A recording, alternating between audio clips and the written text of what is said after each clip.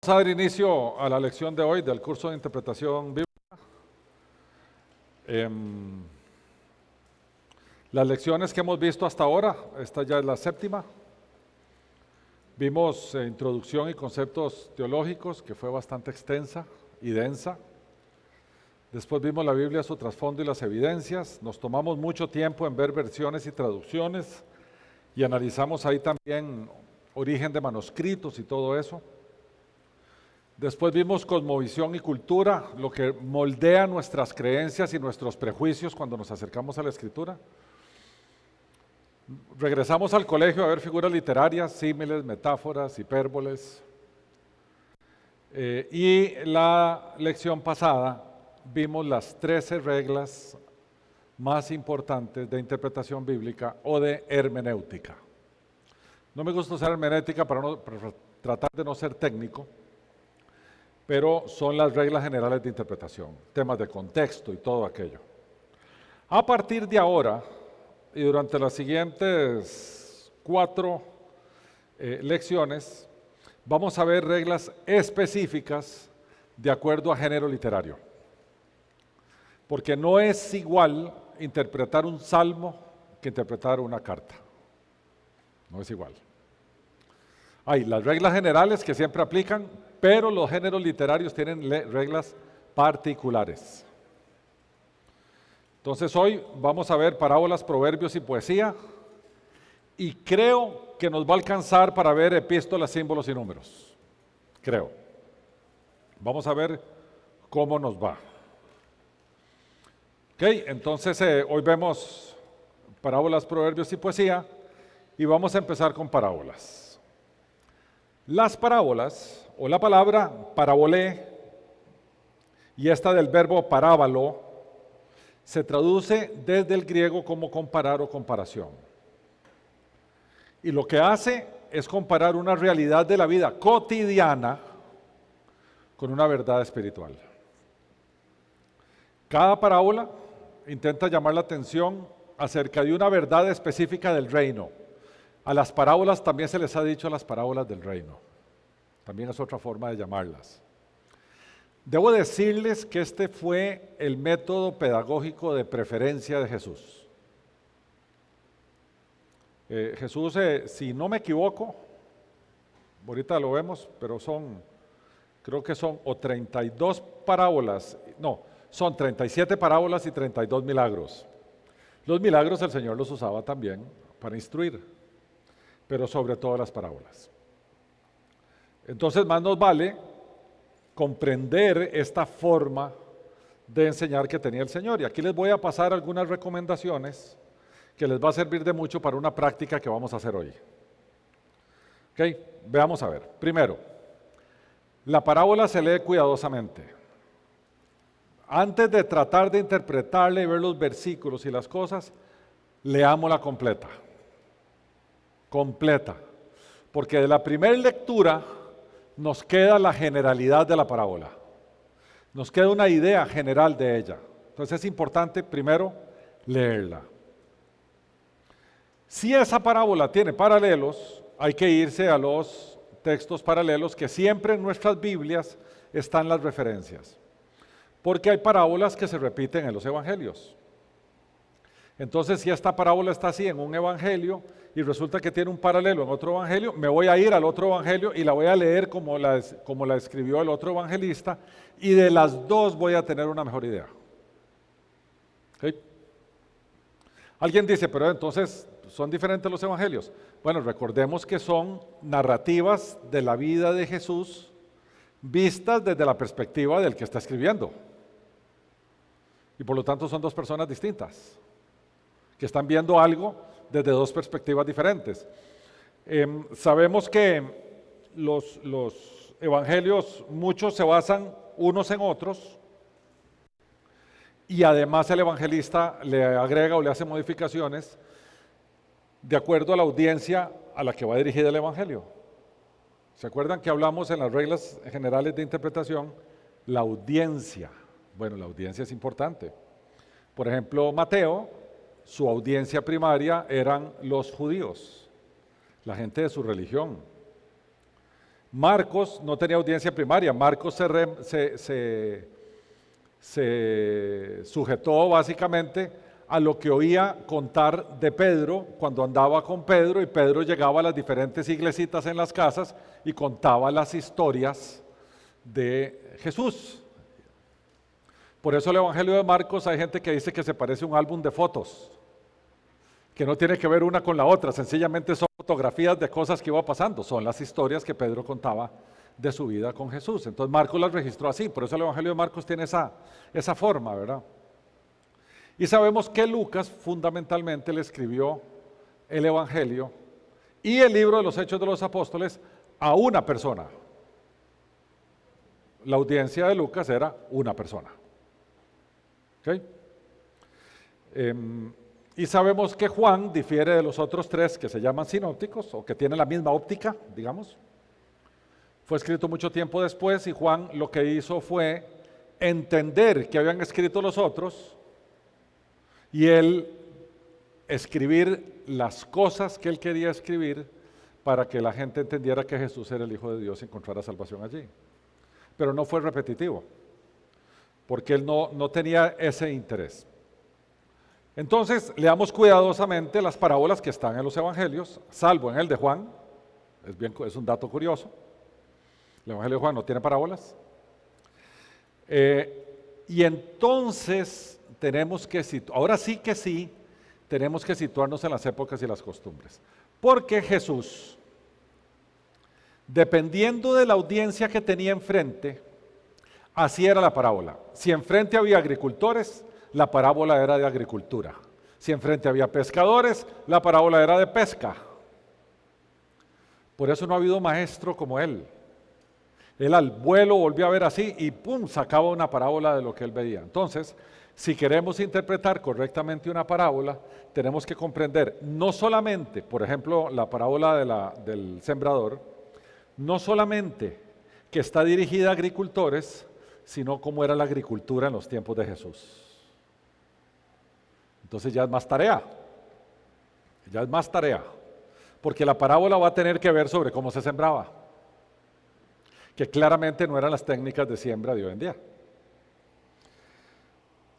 Lo otro es, como decíamos, identifique la audiencia primaria y su relación con los personajes de la parábola. Esto es clave, es la llave que nos abre el significado de la parábola. Como el Señor ve su audiencia, el Señor en la parábola pone personajes que revelan o se correlacionan con la audiencia que tiene enfrente. Y usualmente, no digo siempre, usualmente, él tenía una audiencia mixta. Había judíos, fariseos, discípulos. Y la maravilla de las parábolas es que él la contaba e iba un mensaje para unos e iba un mensaje para otros. En la misma parábola. Entonces, sí, la audiencia primaria es importante porque entonces uno liga al fulano de tal que es de los fariseos con el personaje tal que Jesús tiene en su parábola. Y entonces, de nuevo, la parábola se nos abre cuando entendemos eso. Dice aquí, determine cuál es la verdad principal que enseña, ilustra y resalta. Las parábolas, todas ellas, tienen una idea central. Están llenas de detalles, están llenas de personajes, están llenas de historias, pero tienen un tema central. Ese tema central nosotros lo logramos determinar cuando nos apartamos un poquito del detalle y vemos la parábola como un todo y analizamos los paralelos que están en otros evangelios. Ahí es cuando nosotros podemos determinar cuál es el tema central de la parábola. El consejo es enfóquese en los rasgos principales. Uno tiende a detallar más de la cuenta. La parábola del sembrador, bueno, ¿qué tipo de semilla? Bueno, si era semilla de trigo es este, y se va uno a dar toda una lección de semillas. ¿Qué sentido tiene? Eso lo que hace es mostrarle a la gente que uno sabe, pero eso no es enseñar. Eso es mostrarle a la gente que uno sabe, que es diferente. ¿Perdón?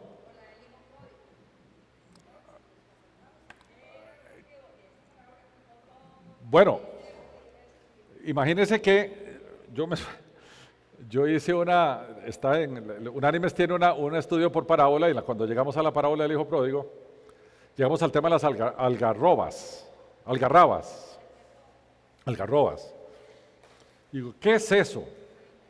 Que era alimento de chanchos, ¿verdad? De cerdos. Nos fuimos a dar cuenta que eran guavas, las famosas guavas nuestras. Pero hubo que hacer una investigación tremenda. ¿En qué aporta eso? En nada. En nada aporta. Es un detalle que la parábola no aporta nada. Bueno,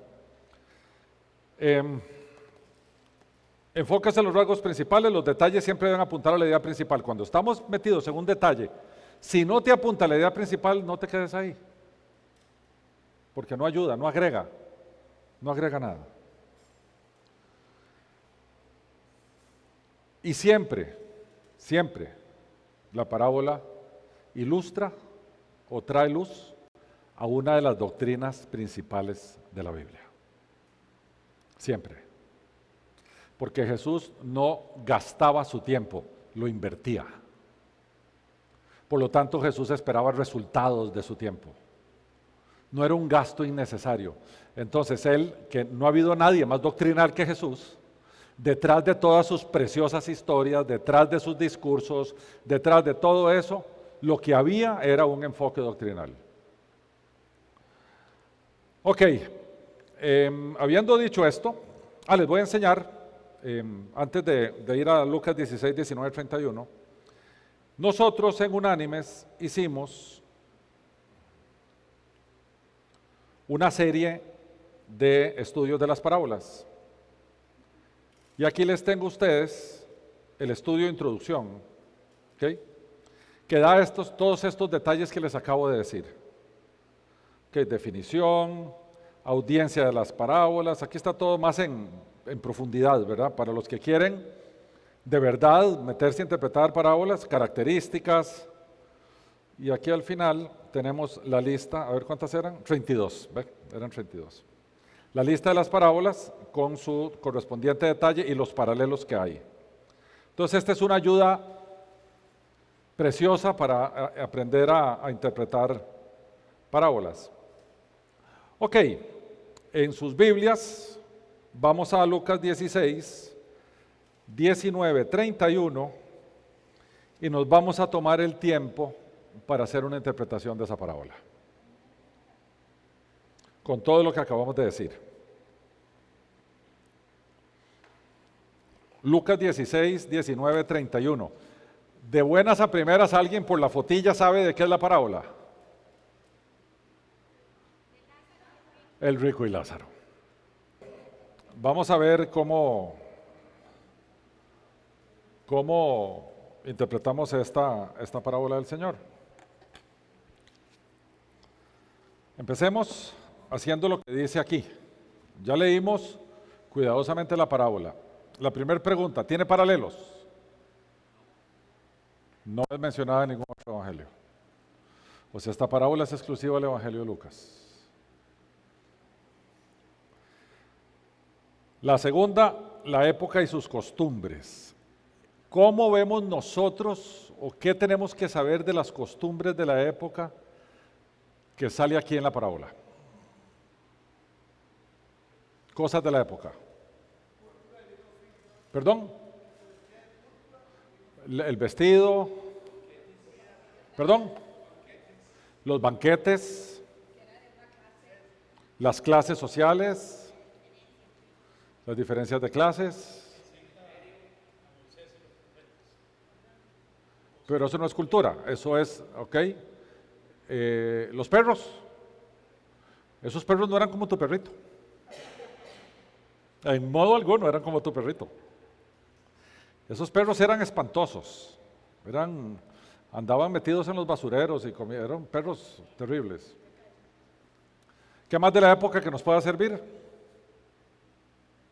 Ok. El pobre estaba por ahí. Ok, ahora identifiquemos la audiencia primaria y su relación con los personajes de la parábola.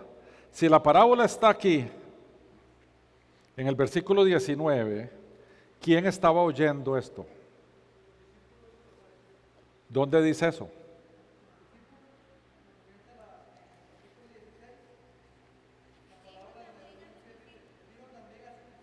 Ajá.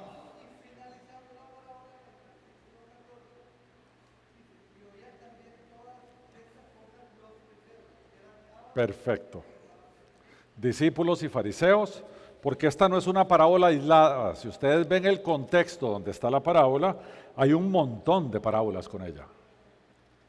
Entonces hay que ver cuál era la audiencia de todas ellas. Eso quiere decir que si eran discípulos y si eran también los fariseos, en la parábola tiene que haber un mensaje para ambos. ¿Verdad? Ok. ¿Cuál es la verdad principal que enseña, ilustra o resalta? ¿Cuál? Salvación por allá, separación por acá, resurrección por allá. Ve el montón de cosas importantes que hemos visto que son doctrinas bíblicas. Pero tiene que haber una principal. El mensaje de Moisés y Abraham, la separación, el Hades, que no hay de vuelta. O sea, la parábola está llena de doctrina. Que no se comunican, o parece que sí se comunican, pero no caminan, pero sí comunican. ¿Verdad? Sí.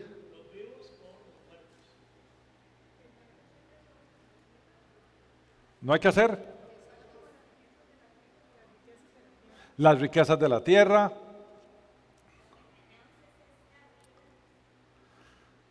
Perdón. El tiempo que tenemos acá. Bueno, hay un montón de cosas, como verán. La parábola nos habla de un montón de cosas. ¿Cuál? Que no podemos por la cima que había. Que no podemos alegar ignorancia. Ok, perfecto. El mensaje central de la parábola, que se asocia mucho a lo que vos acabas de decir, el mensaje central de la parábola tiene que ver con este libro. Tiene que ver con este libro. Porque las conclusiones de la parábola, ¿cuáles son? Lo que está aquí. Esas son las conclusiones. Mande a alguien, mande a alguien. ¿Y qué es lo que dice al final de la parábola? Mas Abraham le dijo, si no oyen a Moisés y a los profetas, tampoco se persuadirán, aunque alguno se levante de entre los muertos. Pese a que hay un montón de verdades que enseña, la verdad principal es que es aquí donde encontramos salvación y vida eterna. Solo aquí. Ese es el tema central. Del tema central salen todos los demás, porque todo el resto de doctrinas, todas ellas están aquí. Todas ellas. Ok. Ahora nos vamos a enfocar en los rasgos principales. Vamos a ver si las ideas y detalles siempre apuntan. Y sabemos que la parábola sirve para ilustrar una doctrina principal que tiene que ver sola escritura. Sola escritura. La escritura sola es suficiente para salvación y vida eterna. La escritura es suficiente como norma de fe y conducta. La escritura es suficiente. ¿Ok? Ok. Ahora vamos poquito a poco a ver qué nos dice la parábola. Había un hombre rico, evidentemente alguien con un patrimonio muy grande, que se vestía de púrpura y de lino fino. Aquí podríamos entrar en los detalles que dijimos que no son relevantes para la enseñanza. ¿Por qué la púrpura? ¿De dónde viene la púrpura? Viene de Tiatira, que ahí tenían una flor que era de color púrpura. ¿Para qué?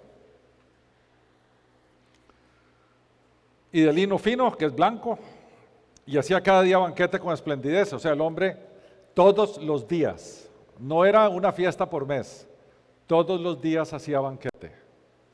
Era evidente que él tenía en abundancia. Y había también un mendigo, alguien que pide, que está tirado en la calle y que pide, llamado Lázaro, que estaba echado a la puerta de aquel, lleno de llagas. ¿Qué podemos sacar de aquí? ¿Perdón?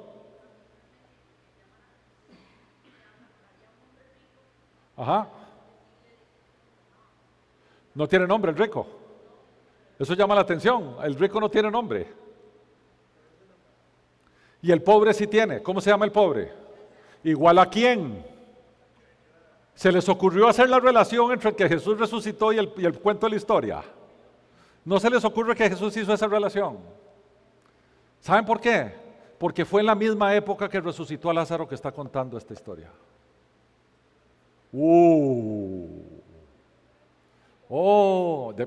Lea, vaya al contexto, vea qué pasó, dónde estaba él en el momento que empezó a contar las parábolas, váyase a la resurrección de Lázaro, vea cuándo ocurrió la resurrección de Lázaro y a la correlación.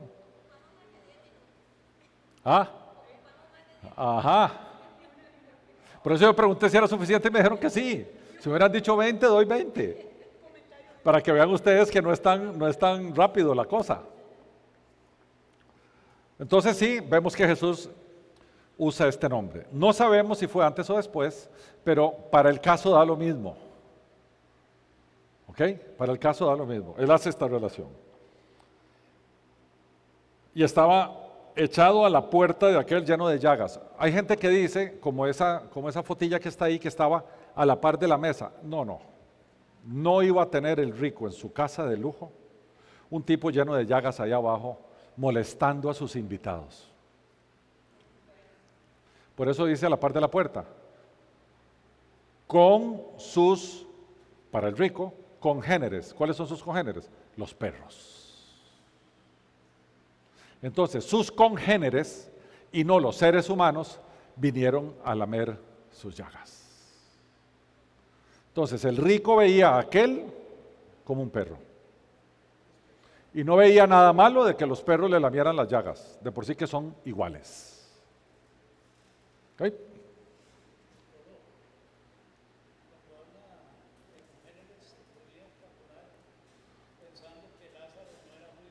No.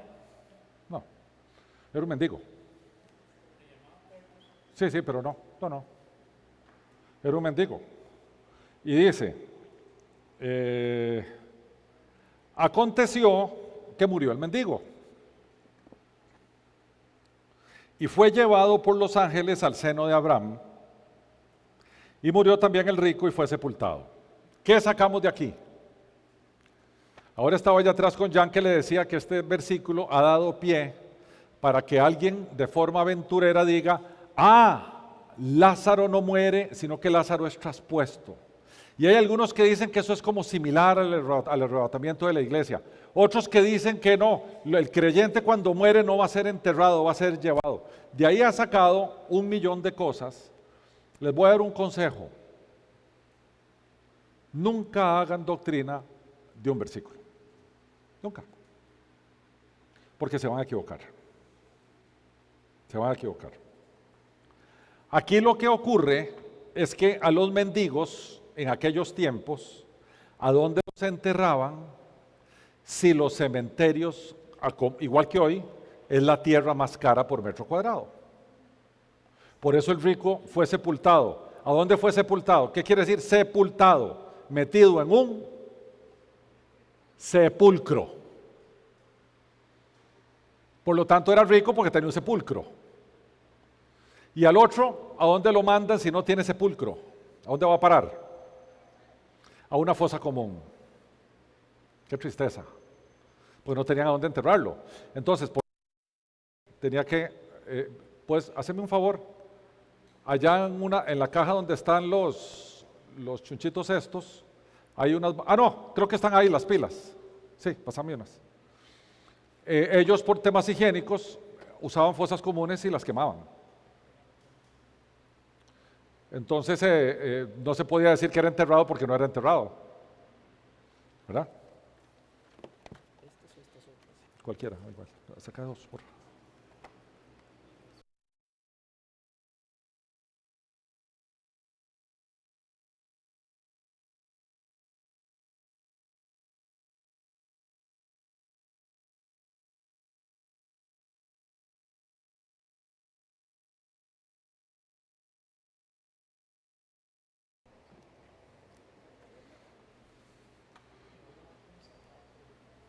Ok, entonces, Uno fue sepultado y el otro fue donde sea que vaya.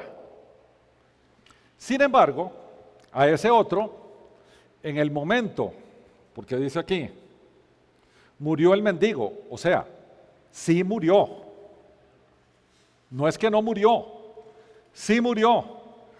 Pero ese mendigo en el acto lo tomaron unos ángeles y lo llevaron al seno de Abraham. El seno de Abraham es el regazo de Abraham, es el descanso donde estaba ahí con el padre de la fe judía. Por encima de Abraham no había nadie para ellos, nadie, ni Moisés. Abraham es el padre de la fe. ¿Okay? Entonces fue llevado allí. Y alguien diría, ¿por qué? ¿Por qué? ¿Qué hizo el mendigo, salvo ser mendigo, para ser llevado al seno de Abraham? Seguimos adelante. Y murió también el rico y fue sepultado. Y en el Hades, está hablando aquí del rico, alzó sus ojos estando en tormentos y vio de lejos a Abraham y a Lázaro en su seno. O sea, al ver de lejos, ¿eso qué quiere decir? Pero están en la misma geografía. No, están en la misma geografía. Ahora, entendemos que ya murieron, por lo tanto no tienen estos ojos, ¿verdad? Pero están en la misma geografía, porque si no, no lo vería. Si es, digamos, un plano, o una dimensión, llámelo como ustedes quieran. No, están en una misma geografía. Y uno ve al otro. ¿Ok? También había una palabra aquí que es Hades. ¿Alguien con un significado de Hades? Lugar de tormento, una, otra. ¿Alguien? Lugar de los muertos, esa es correcta, no es de tormento, porque también Lázaro y Abraham estaban en el Hades, solo que no estaban siendo atormentados. Pero por eso enfaticé que era la misma geografía. Hades es en el griego del Nuevo Testamento, el Sheol es el hebreo del Antiguo Testamento, y las dos cosas son menciones del mismo lugar, a donde va la gente después de que muere. A donde va la gente después de que muere. Bueno, entonces están ahí, solo que parece ser, según la parábola de Jesús, en el Hades hay un lugar agradable y hay un lugar desagradable. Porque según parece, donde estaba Abraham con Lázaro era agradable. Y donde estaba el rico sin nombre era muy desagradable. Pero muy desagradable. Aquí vamos generando doctrinas de acuerdo a la parábola, ¿verdad? Híjole, se me pasó.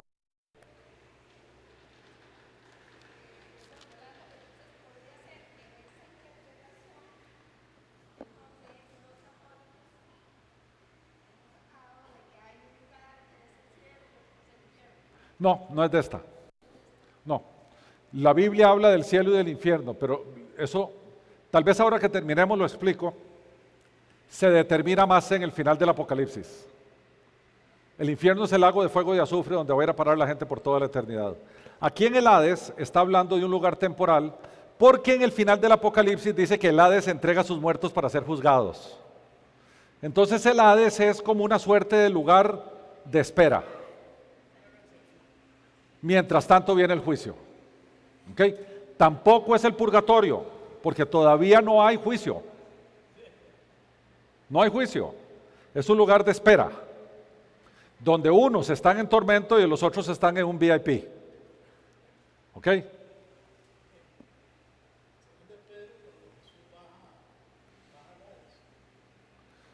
En 2 de Pedro dice que baja a predicar los espíritus encarcelados, pero no dice Hades. No dice Hades. Entonces, seguimos aquí. El Hades alzó sus ojos, y en el Hades alzó sus ojos estando en tormento. Y vio de lejos a Lázaro en su seno. Entonces él, dando voces, o sea, gritando, entonces eso lo que nos dice es que no estaban cerca. Porque tuvo que gritar. Están en la misma geografía, se oyen, o sea, no están tan lejos como para no oírse, pero no están lo suficientemente cerca como para que no vea la necesidad de gritar. Y dice, Padre Abraham, vea que lo reconoció. Aquí en ningún momento Abraham dijo, yo soy Abraham, no dijo. El otro sabía que era Abraham. Ten misericordia de mí. Definición de misericordia.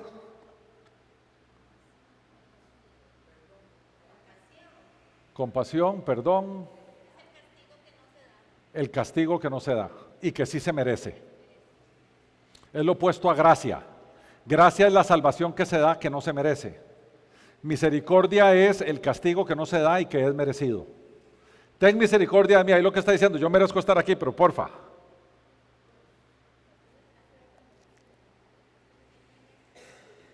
Y dice, y envía a Lázaro para que moje la punta de su dedo en agua y refresque mi lengua, porque estoy atormentado en esta llama.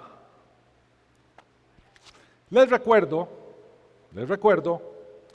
que en teoría Lázaro su cuerpo fue quemado y el del rico sepultado. Ahora resulta que el rico está bajo llamas y Lázaro no. Esas son las cosillas que hay adentro que el Señor nos va enseñando.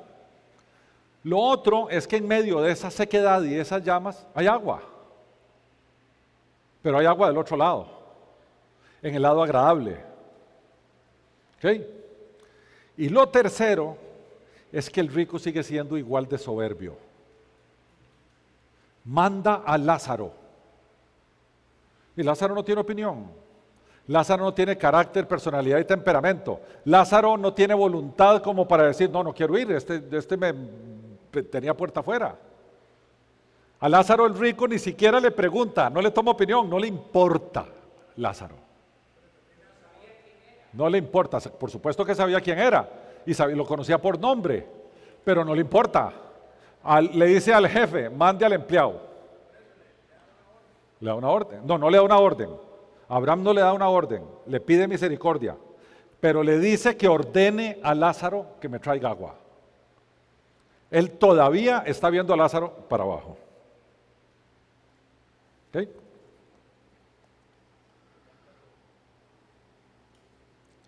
Pero Abraham le dijo, hijo, o sea, este era judío, porque es el padre de Abraham y por lo tanto, hijo.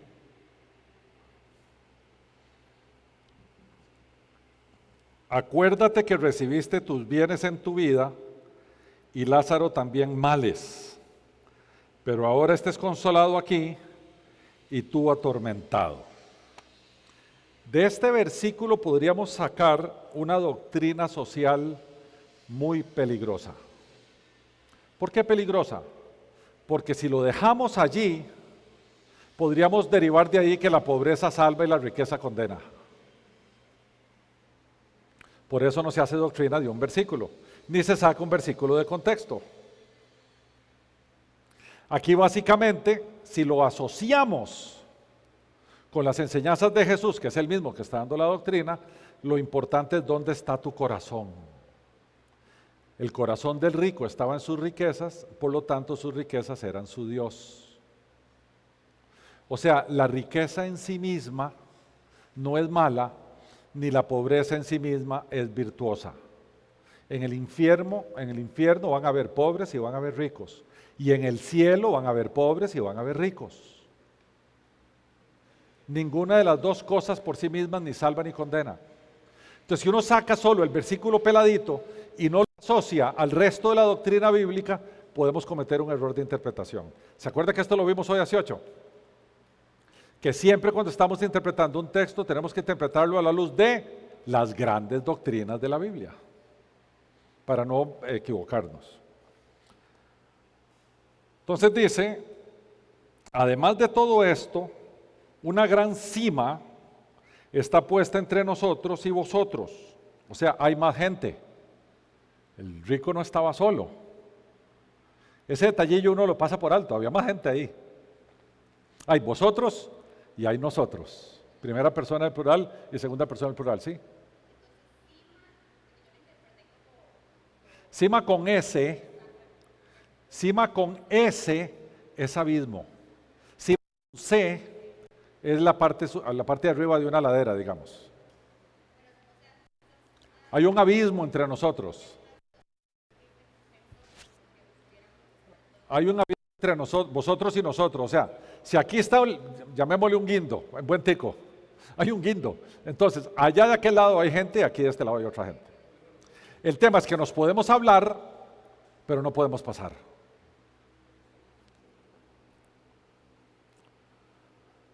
Porque dicen, los que quieren pasar de aquí a vosotros no pueden ni allá pasar para acá, no se puede. También aquí uno podría establecer una doctrina de que cuando nosotros nos muramos y venga el juicio y vamos a estar en el cielo, podríamos asomarnos desde el cielo al infierno a ver quién fue a parar ahí. No es así, porque este es el Hades, que es el lugar temporal. Esto no es ni cielo ni infierno. ¿Okay? Entonces le dijo: te ruego pues, Padre, que le envíes a la casa de mi padre. Sigue igual, mande a Lázaro. Vean qué bandido este rico. Ya que no, Lázaro no me va a traer agüita, ahora mándelo donde mi familia.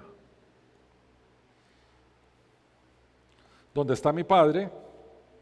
Y aquí hay un juego de palabras, ¿verdad? Te ruego pues, Padre, que le envíes a casa de mi padre. Te ruego pues, Padre Abraham, que le envíes a casa de mi padre, de mi papá. ¿Okay? Que estaba fijo, estaba vivo. Fijo. Porque tengo 5 hermanos. Vos sabes que ahora no estoy tan seguro. Porque la casa de mi padre puede ser la casa del papá, pero el papá murió y había 5 hermanos que habían heredado. Puede ser. Porque tengo 5 hermanos para que les testifique, a fin de que no vengan ellos también a este lugar de tormento. ¿Qué les va a testificar Lázaro? Lo único que Lázaro puede testificar es: me morí, estoy con Abraham y su hermanillo está llevando fuego allá del otro lado. Es lo único que puede testificar. ¿Qué más va a testificar?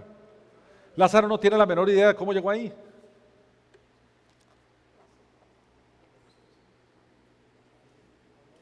Y Abraham le dijo, aquí viene el tema central, como conclusión de toda la parábola. Vean cómo la parábola aterriza aquí. Aterriza aquí la parábola. A Moisés y a los profetas tienen, óiganlos. ¿Por qué óiganlos y no léanlos? Porque las escrituras fueron diseñadas para ser oídas, no para ser leídas.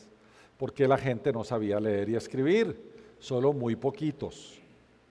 Entonces, en las sinagogas, el fariseo normalmente se levantaba, leía las escrituras y después se sentaba en una silla que le llamaban la silla de Moisés o la cátedra de Moisés, y allí explicaba lo leído y respondía preguntas. Entonces, la gente que iba a la sinagoga escuchaba las escrituras. Y cuando se sentaba, él aclaraba las escrituras desde la cátedra de Moisés, así era como se llamaba ese asientillo que estaba ahí.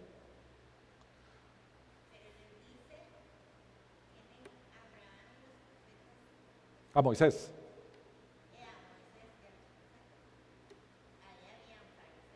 ¿A dónde? Ah, no, ahí, yo voy a aterrizar ahí. Ahí voy a aterrizar. Entonces, él dijo: no, Padre Abraham. ¿Sabe qué está diciendo él? Y por eso está ahí metido. Las escrituras no son suficientes. Y por eso está metido ahí. Vea lo que dice. Entonces él dijo: no, Padre Abraham. No basta con que oigan a Moisés y a los profetas. Pero si alguno fuere a ellos de entre los muertos, se arrepentirán. ¿Se arrepentirán de qué? Si no leen las escrituras. ¿Cómo saben de qué arrepentirse? Vea toda la enseñanza que hay de aquí atrás. Porque la fe viene por el oír, y el oír, ¿qué cosa? Que es la que me muestra mi condición de pecado y mi necesidad de arrepentimiento. Entonces dice: no fue ellos entre los muertos, se arrepentirán. Mas Abraham le dijo: si no oyen a Moisés y a los profetas, tampoco se persuadirán, aunque alguno se levante entre los muertos. Y vean qué curioso. Uno se levantó de entre los muertos y no se persuadieron.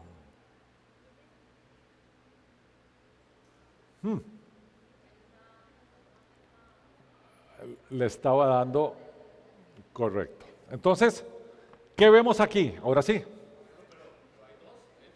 ¿Dos qué? Sí, pero Lázaro volvió a morir.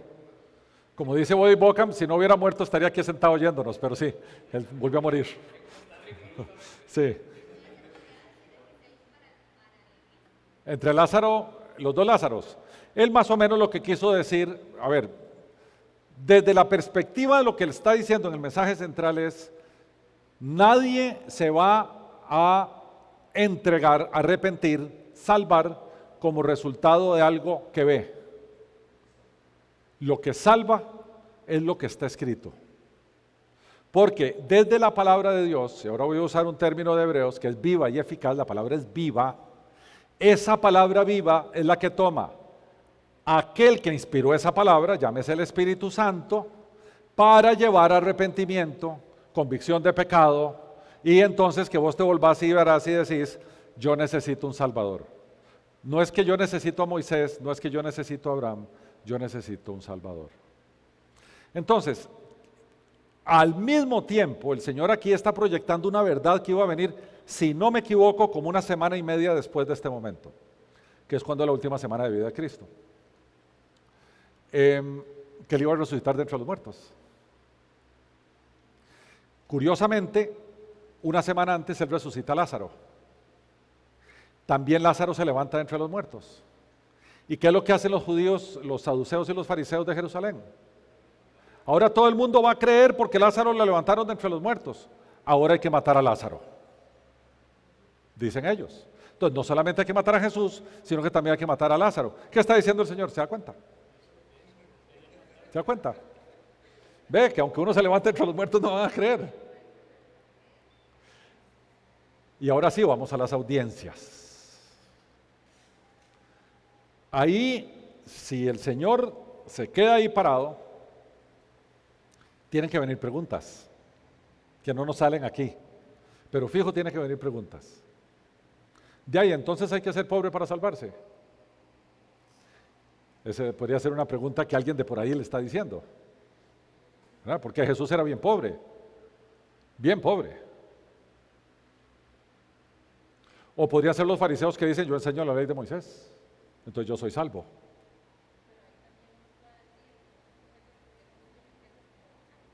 ¿Perdón?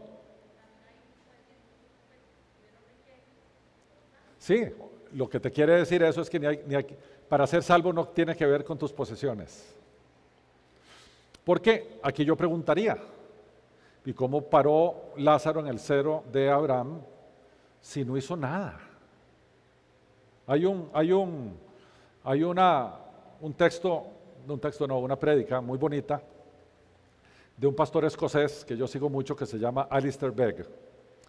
Alistair Begg dice que cuando él llegue al cielo, el personaje que él va a buscar es el ladrón de la cruz. Que yo voy a buscar a ese chavalo. Yo le voy a decir, mira, ¿cómo pasó lo que pasó con vos? Y dice que él está seguro que el ladrón de la cruz le va a decir, no, fíjate vos, que yo llegué ahí al cielo y había un ángel ahí tomando nota a ver quién entraba y me dijo, ¿qué está haciendo usted aquí? Y yo le dije, yo no sé qué estoy haciendo aquí. Entonces le dice, ¿usted es bautizado? No, yo no me he bautizado nunca. Ah, ¿de verdad que no? ¿Usted conoce la doctrina de la justificación por la fe solamente? ¿Qué es eso? Yo no tengo ni la menor idea de lo que es. Entonces, ¿qué está haciendo aquí? Dice, yo no sé. Déjeme ir por mi supervisor. Entonces fue por el supervisor de Ángel y vino el supervisor Ángel. Y le dijo, ajá, ¿y usted va a algún estudio bíblico? No voy a ningún estudio bíblico. ¿Y va a los sábados a las prédicas de Unánimes? No, tampoco voy a las prédicas de Unánimes. Entonces, ¿cómo está aquí? La respuesta es, el de la cruz del medio me dijo que podía venir.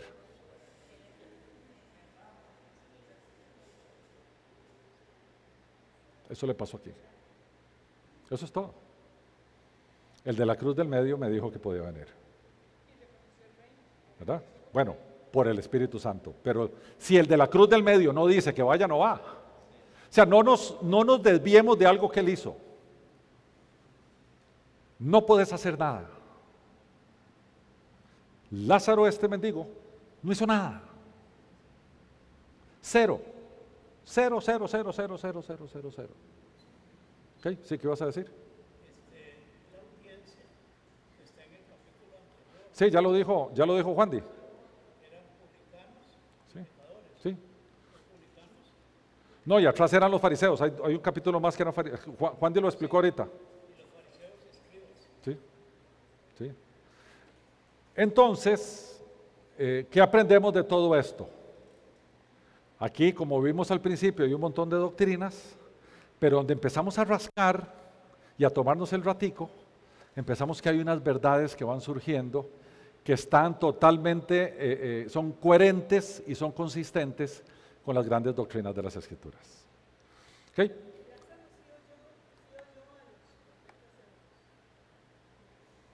No sabemos. No sabemos. Aquí lo que el Señor está enseñando es que Lázaro llegó ahí, Lázaro ni siquiera sabía cómo. ¿Ok? ¿Perdón?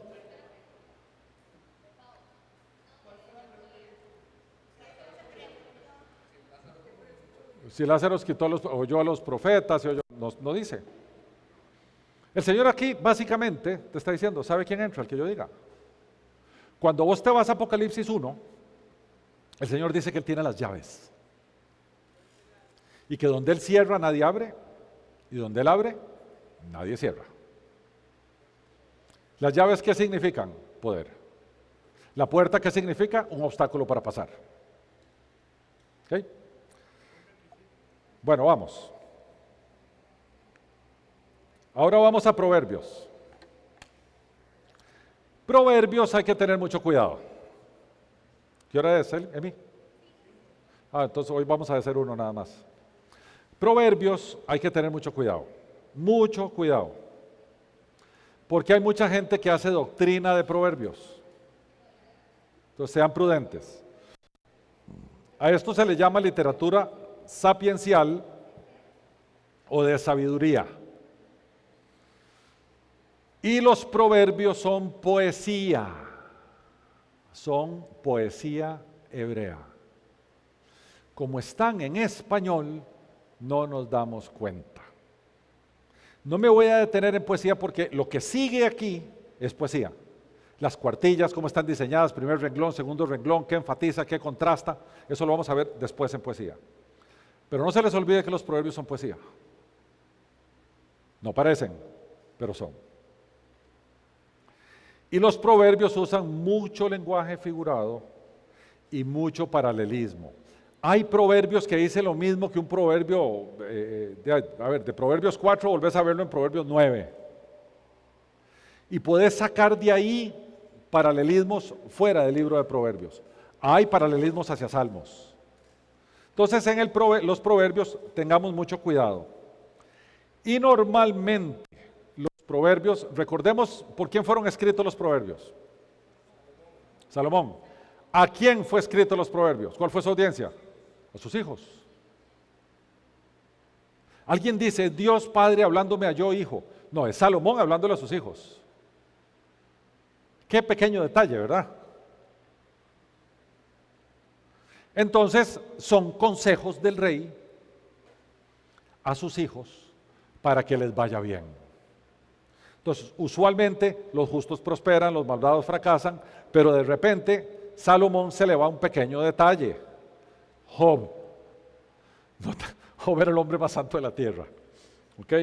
Entonces, por eso yo les digo que proverbios no podemos irnos a decir, aquí hay una doctrina de no sé qué y no sé cuánto y aquí allá. Yo sé que en el nombre de los proverbios se han hecho horrores. Hubo una iglesia aquí muy grande que en los proverbios decía que hay que agarrar con la paleta a los chiquitos y si lloraban había que darle por las nalguitas y les daban a chiquitos de 3 meses de edad o 4, porque sacan de proverbios doctrinas y hasta torcidas. ¿Ok?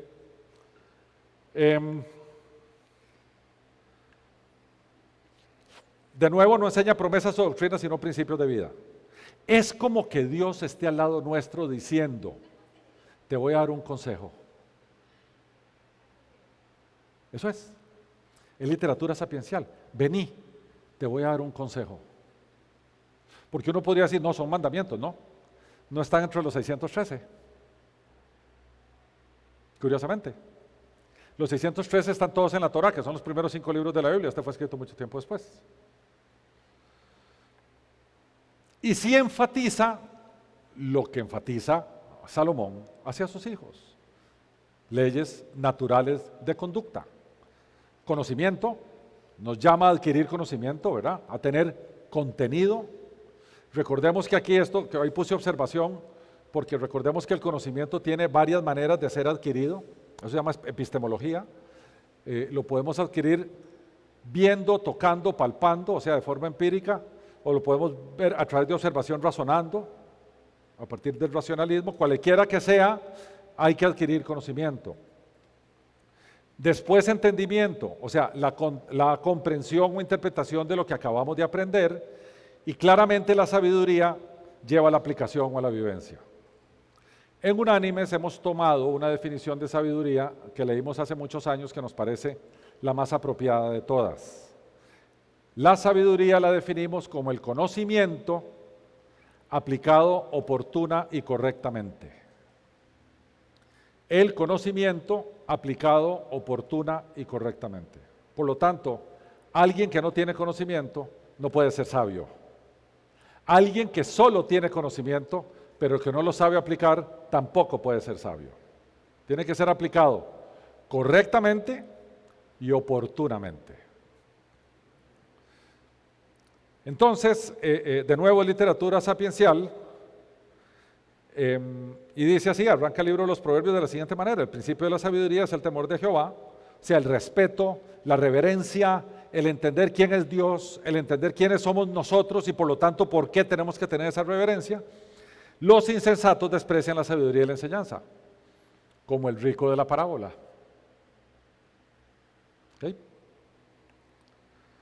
Ok, ahora abran sus Biblias y nos vamos a Proverbios 4. Proverbios 4 es un poquitín largo, pero lo que me interesa en Proverbios 4 es que lo lean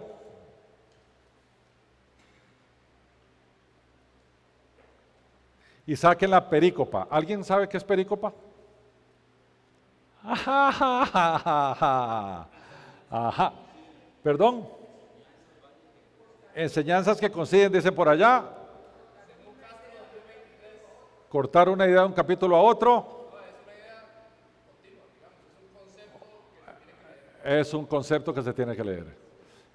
La perícopa, independientemente de cómo están divididos los capítulos y los versículos, es una unidad temática. Unidad temática. ¿Ok? Entonces aquí nos vamos a encontrar en Proverbios 4 varias cosas. Por eso se los anticipo. Ahí vamos a ver ciertas cositas en Proverbios 4. No hay mucho que verle, ¿verdad? ¿O sí? No hay mucho que ver, ¿verdad? Es como de muy fácil lectura. ¿No creen? Le habla a uno. Eso es muy típico de los proverbios. Le habla a uno, son muy prácticos. Es eso que está ahí arriba. Son principios de vida. Por eso yo no, a diferencia de las parábolas, no vamos a interpretar el proverbio como interpretamos la parábola. Y ese es el punto de enseñanza de hoy. No se puede. Usted una parábola la interpreta de una forma y un proverbio la interpreta de otra. ¿Entendimos los centros temáticos del proverbio? ¿Cuáles son? Perícopas, porfa. Conocimiento, entendimiento y sabiduría. Acabas de estar leyendo ahí. No, a ver, del proverbio 4. ¿Verdad que qué curioso que todo lo que está ahí está en el proverbio? ¿Ok? Pero tenemos algo interesante en el proverbio. Tenemos a los malos ahí. O sea, tenemos centros temáticos. Vamos a leer. Oíd, hijos, la enseñanza de un padre. Ya sabemos cuál es el destino, quiénes son la audiencia primaria, ya sabemos quién es el que está diciendo, eso lo dijimos desde antes. Y estad atentos para que conozcáis cordura, en opuesto a no cordura, ¿verdad? Porque os doy buena enseñanza. No desamparéis mi ley. Por favor, aquí está en minúscula, aquí no dice la ley, no vayan a hacer ustedes una extrapolación a la Torá, porque no está aquí. Porque yo también fui hijo de mi padre. ¿Quién era el padre de Salomón? David. Delicado y único delante de mi madre. Y él me enseñaba y me decía, ahora está citando a David. Retenga tu corazón mis razones, guarda mis mandamientos y vivirás. Adquiere sabiduría, adquiere inteligencia, no te olvides ni te apartes de las razones de mi boca. ¿Cómo que el 5 es reiterativo? Eso lo vamos a ver ahora cuando interpretemos poesía. Hay un tipo de poesía que los dos renglones o los dos dicen lo mismo. En este caso las palabras en hebreo, no se las voy a decir, pero las acabo de buscar porque para entender si era así, quieren decir lo mismo, entendimiento. Entonces, como el hebreo es reiterativo en idea, entonces él está haciendo una reiteración. ¿Ok?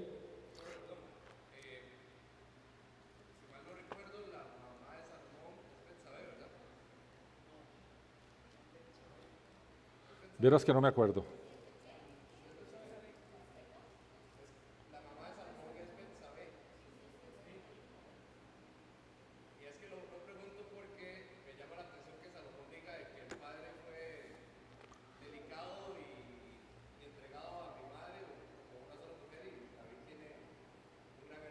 No, delicado y único delante de mi madre. ¿Sí? Delicado y único, ¿está hablando de él o está hablando de su padre? De él. ¿Okay? Ahora aquí hay que aplicar la gramática que aprendimos también hace 8 días. ¿Verdad? Que tiene que ver con sujeto y predicado.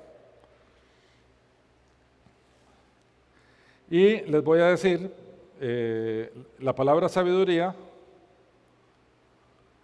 que es Yokma, dice ciencia, entendimiento, inteligencia, saber, sabiduría, sabio. La palabra sabiduría. Y la palabra inteligencia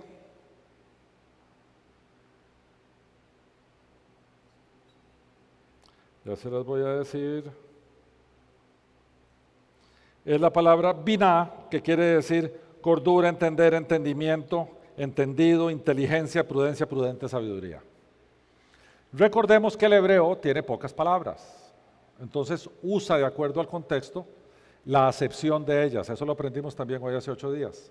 En este caso, ¿qué está haciendo Salomón? Siendo reiterativo. ¿Ok? Entonces, no te olvides ni te apartes las razones de mi boca, no las dejes y ella te guardará, ámala y te conservará. Llevamos 6 versículos y no ha dicho mucho.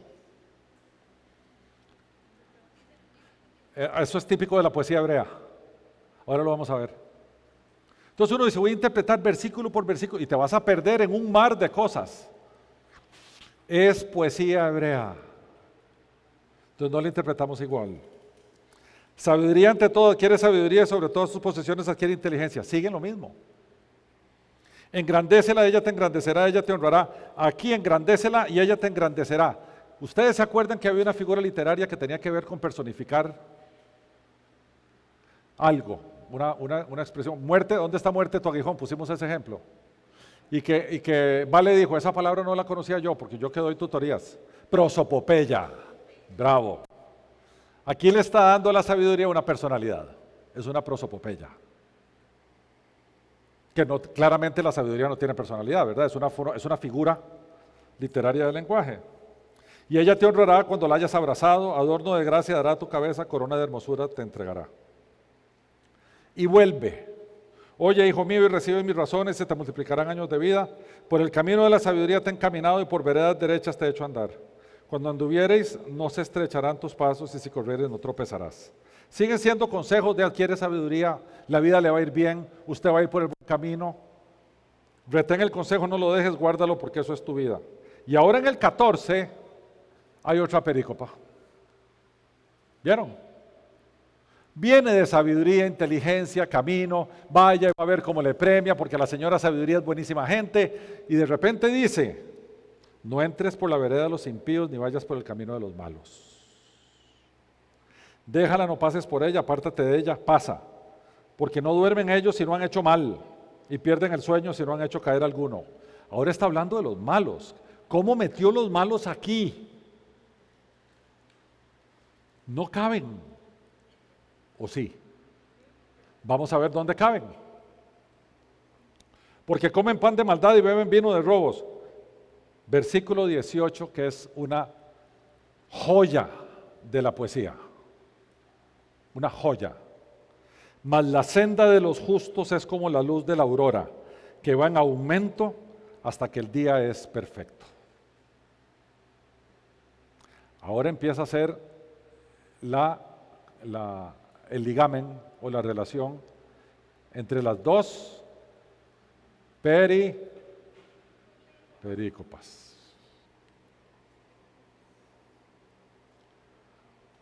El camino, después dice que hasta que el día es perfecto, el camino de los impíos es como la oscuridad, no saben en qué tropiezan. Hijo mío, está atento a mis palabras, inclina tu oído a mis razones, no se aparten de tus ojos, guárdalas en medio de tu corazón, sigue siendo así, reiterativo, porque son vida los que las hallan y medicina a todo tu cuerpo. Sobre todas cosas guardada, guarda tu corazón.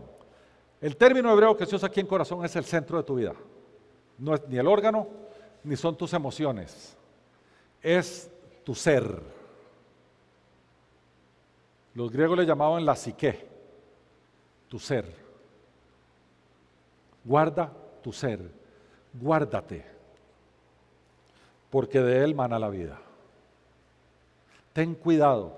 Entonces ahora sí, vamos aterrizando. Sabio, sé justo, sé sabio, sé entendido, adquiere conocimiento, adquiere sabiduría. Vea que yo vengo enseñándole todo esto. Vea que los malos andan por allá, pero la senda de los justos es así. Ahora que usted sabe que la senda de los justos es así, ¿sabe cuáles son los que transitan por ahí? Los que guardan su corazón. Vea cómo está amarrando todo esto.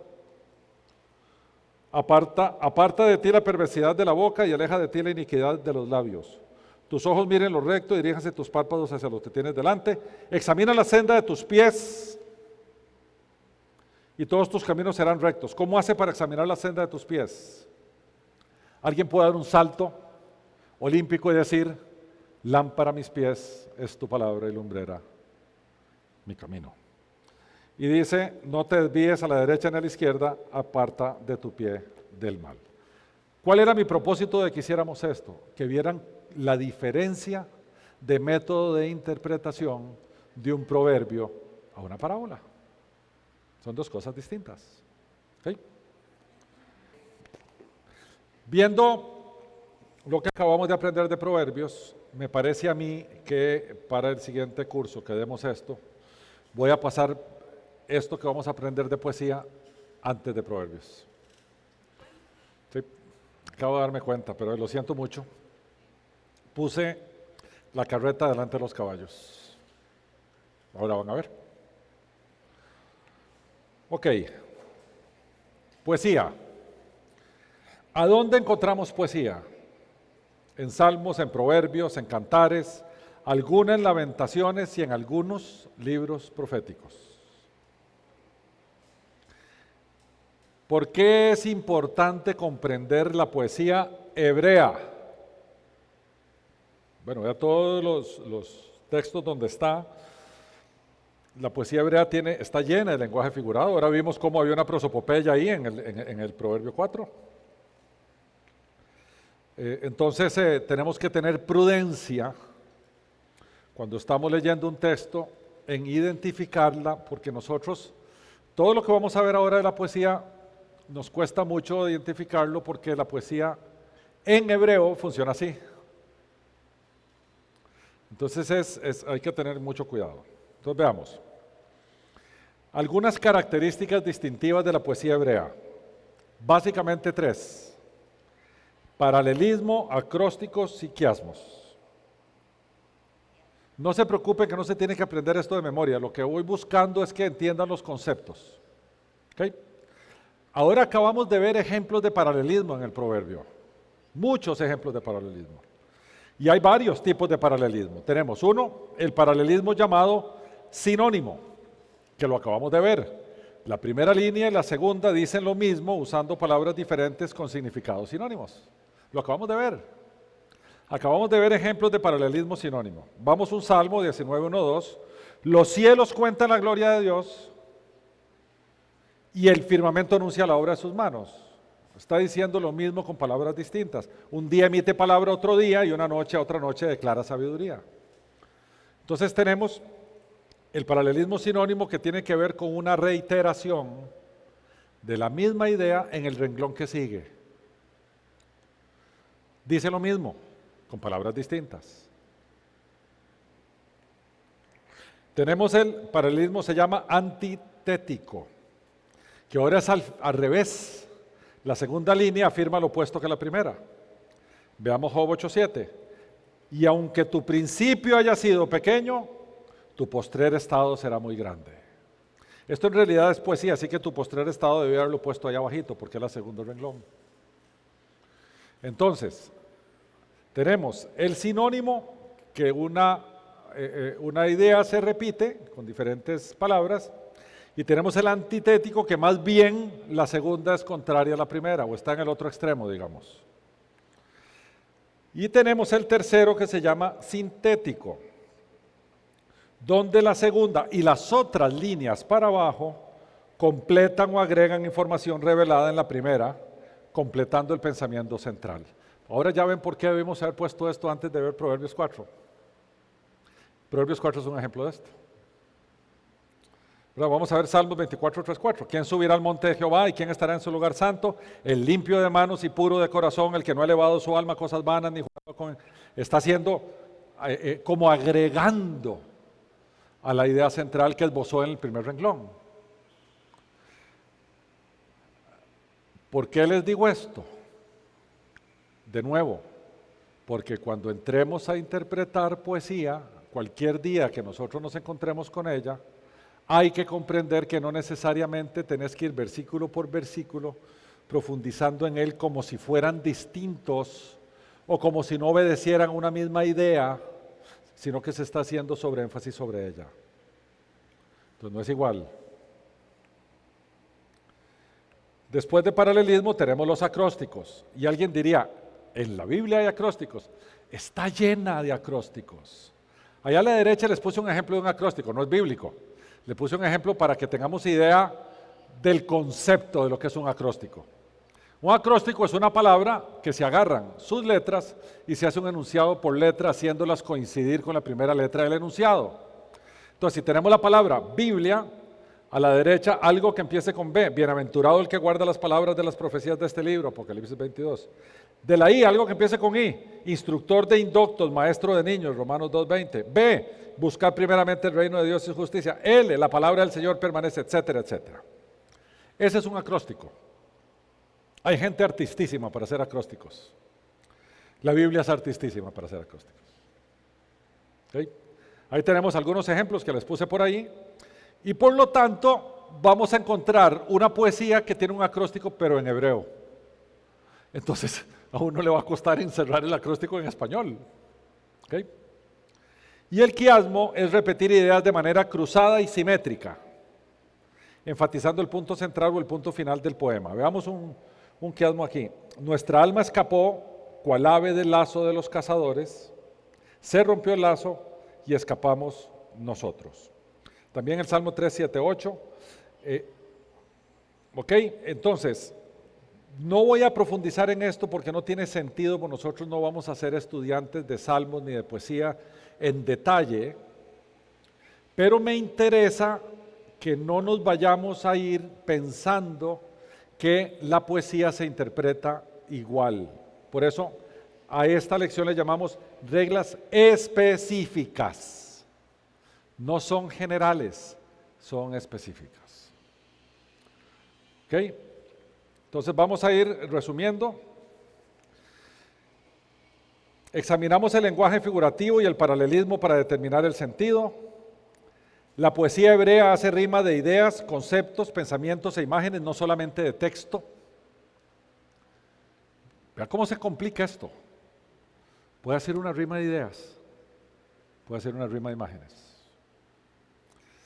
Siempre hay que ver la línea 2 cómo impacta la línea 1, siempre. Ya sea porque dicen lo mismo, ya sea porque dicen lo opuesto. Pero siempre hay que fijarse en ese pequeño detalle, la línea 1 y la línea 2. Ese es un tip. Ejemplo, no reprendas al escarnecedor para que no te aborrezca, corrige al sabio y te amará. ¿Cuál es este tipo? La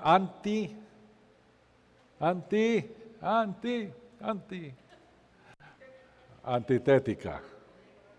No vino anti hoy.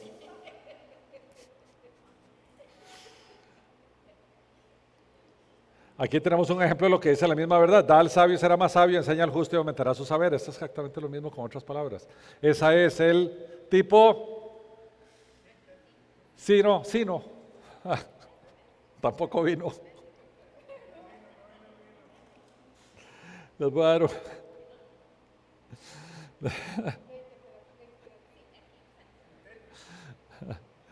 Ay, Dios mío, sinónimo. Bien.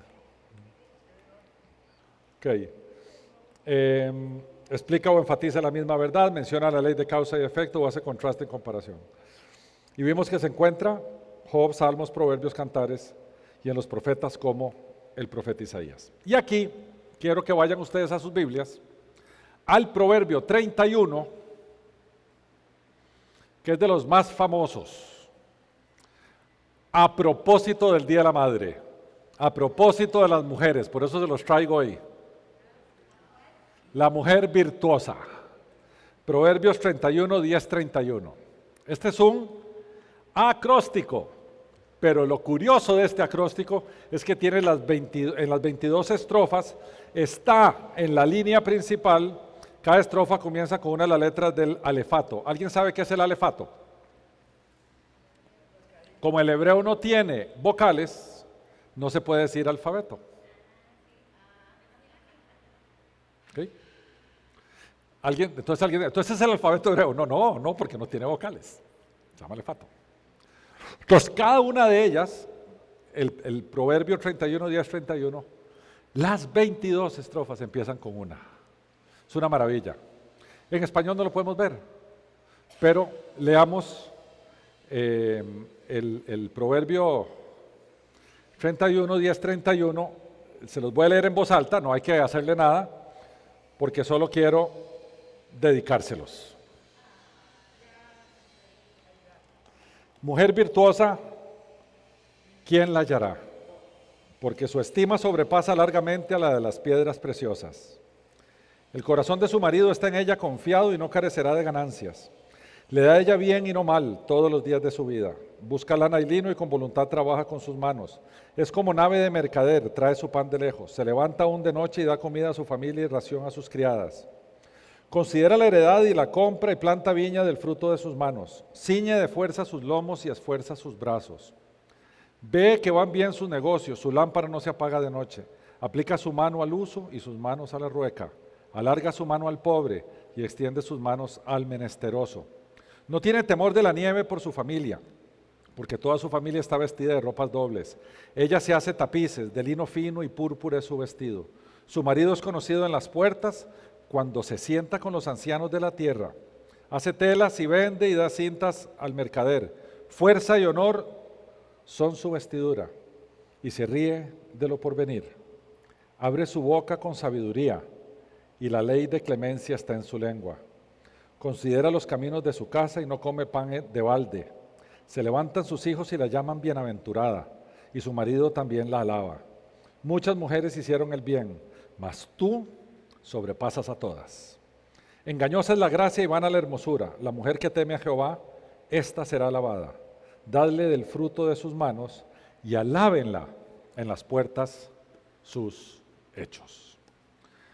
Para las madres de unánimes, que tengan un feliz Día de la Madre.